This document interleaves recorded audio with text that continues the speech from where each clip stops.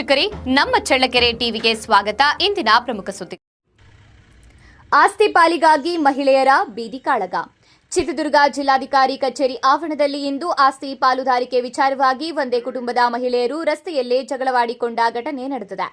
ಚಿತ್ರದುರ್ಗ ತಾಲೂಕಿನ ಆಯಿತೋಳು ಗ್ರಾಮದ ಕುಟುಂಬ ಸದಸ್ಯರು ಎಸ್ಸಿ ಕೋರ್ಟ್ನಲ್ಲಿ ಪಾಲುದಾರಿಕೆ ಅರ್ಜಿ ಸಲ್ಲಿಸಿದ್ದಾರೆ. ಅಲ್ಲಿ ನ್ಯಾಯ ಸಿಗದಿದ್ದಾಗ ಎಡಿಸಿ ಕೋರ್ಟಿಗೆ ಅರ್ಜಿ ಹಾಕಿದ್ದಾರೆ. ಈ ಅರ್ಜಿಗಳ ವಿಚಾರಣೆ ನಡೆಯುತ್ತಿದ್ದಾಗಲೇ ಕುಟುಂಬದ ಮಹಿಳೆಯರು ಬೀದಿಯಲ್ಲಿಯೇ ಜಗಳವಾಡಿ ಕೈ ಮಿಲಾಯಿಸಿಕೊಂಡಿದ್ದಾರೆ.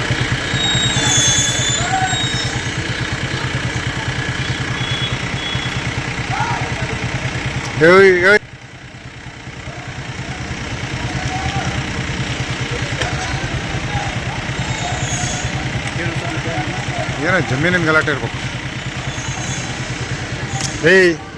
ಮಾರಣ್ಣ ಈ ಕಡೆ ನಾನು ರೆಕಾರ್ಡ್ ಮಾಡ್ತೀನಿ, ಹೋಗಾಡ್ತೀನಿ.